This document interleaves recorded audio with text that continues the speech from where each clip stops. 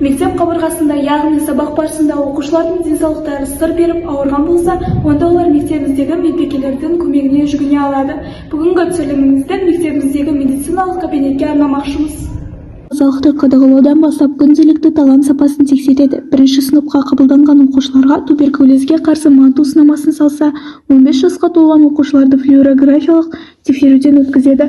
Мектеп мұғалімдерінің санитарлық кітапшаларының тексеруден уақытылы өтуін де қадағалайды. Мектеп ішінде тіс дәрігері бөлмесі барын бірі білсе, бірі білмейді. Мектеп оқушылары тіс ауырған жағдайда емханаға барып жүрмейді. Мектептегі осы кабинетке келсе болды, тіс дәрігерінің тегін қызметіне жүгіне алады. Білім ошағында тіс емдейтін кабинеттерде мамандар оқушыларды алдын ала тексеріп, ем-дом жүргізіп, күрделі жағдайда ғана емханаға жібереді. Кабинет медициналық құрал-жабдықтар және дәрі-дәрмекпен толық қамтамасыз етілген. Тіс дәрігері біраз сыныптағы оқушыларды тексеру жүргізгенде 5-6 ғана баланың тісі сау екенін көреміз дейді.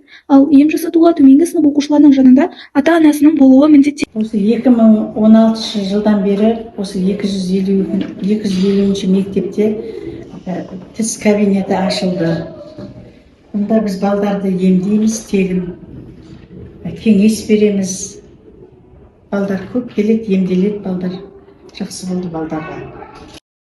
Бала денсаулығы басты назарда, ол үшін біздің мектебімізде барлық жағдай жасалған. Себебі ұлт болашағы дені сау ұрпақтың қолында. Сіздермен болған мен, Төлеген Кәусар, арнайы 250 ТВ каналы үшін.